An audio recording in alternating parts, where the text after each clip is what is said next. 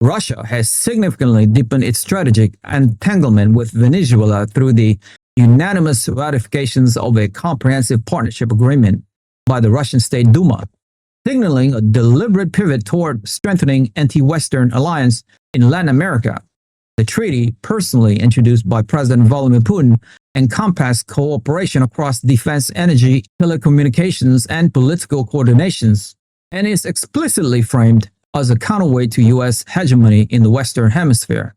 Duma Chair Vyacheslav Volodin described the accord as a cornerstone of Moscow's broader vision for a multipolar world order, one in which regional powers collaborate to resist what they characterize as Washington's unilateral dominance. Deputy Foreign Minister Sergei Ryabkov underscored the ideological dimension of the partnership, stating that solidarity with nations like Venezuela is essential to building reliable barriers against American incendiary schemes. This alignment comes at a time when Venezuela, under President Nicolas Maduro, is increasingly reliant on external support to withstand U.S. sanctions and internal economic collapse, making Russia not only a political ally but a critical lifeline for regime survival.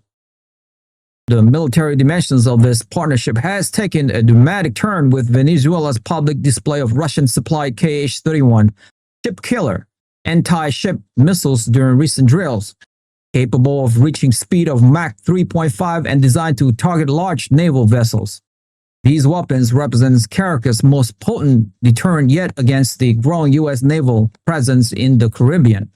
American officials have expressed alarm over the deployment, warning that even a single missile launch could trigger a regional crisis or provoke an unintended escalation with U.S. force.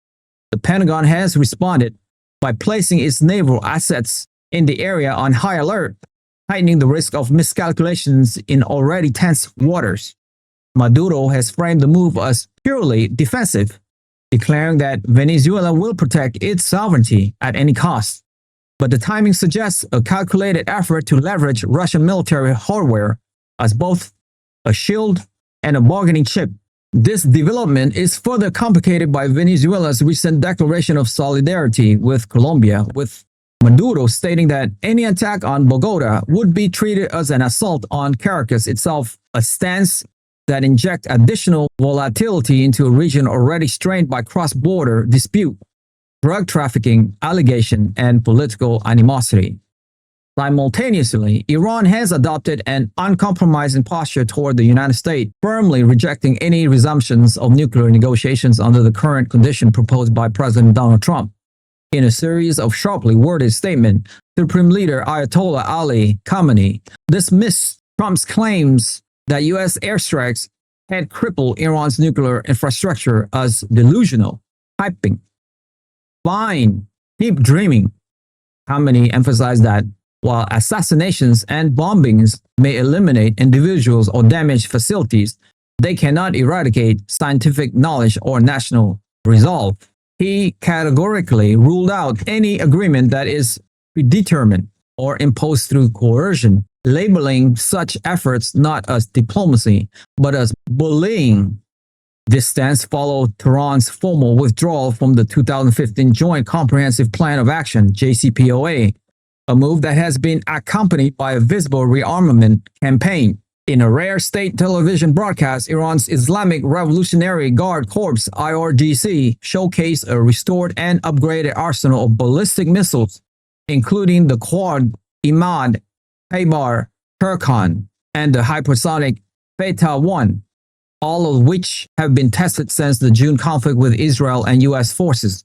Defense Ministry spokesperson Brigadier General Reza Talianik asserted that Iran's missiles industry now ranks among the world's most advanced, having thrived despite 4 decades of sanctions, a claim that underscores Tehran's shift toward self-reliance and deterrence as core pillars of its national security strategy.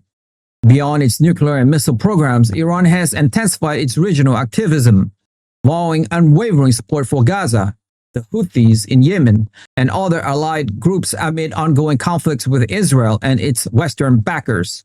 Khamenei linked U.S. and Israeli action in Gaza, where he claimed over 20,000 children have been killed, to the broader patterns of aggression that justified Iran's resistance posture.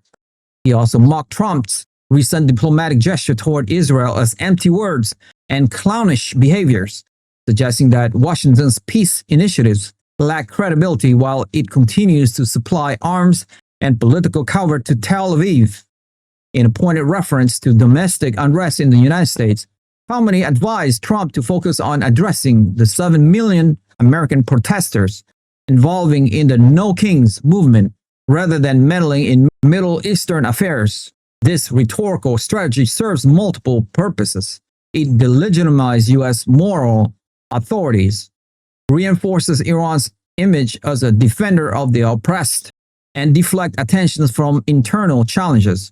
Meanwhile, North Korea appears to be capitalizing on this multipolar realignment, with rumors circulating of a potential fourth summit between Trump and Kim Jong-un later in October.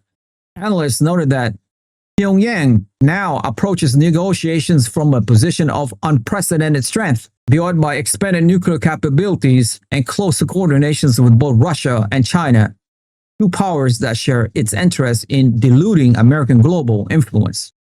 Together, these developments illustrate a world increasingly defined not by cooperation, but by competing spheres of influence, where alliances are forged in opposition to a common adversary, and diplomacy is often indistinguishable from strategic posturing. If you have made it this far, congratulations, you have unlocked the truth. I want to ask you a quick question though. Considering Russia's strengthening alliance with Venezuela and Iran's defined stance on nuclear negotiations, countries are waking up. They know that if by not having a nuclear weapon, they are subjected to bullyism and take over, just like Venezuela, Iran, and Russia. If countries are waking up and are in a hurry to build their own nuclear weapon to prevent US and NATO bullyism, how will the US and NATO be able to play their hegemony, proxy war, and sanction game? And why? Join the debate. We want to hear your insightful opinion on where this is all heading in our community. Share your thoughts in the comments below. Like the video, hit the notification bell, and most importantly, subscribe. I'll see you guys in the next one.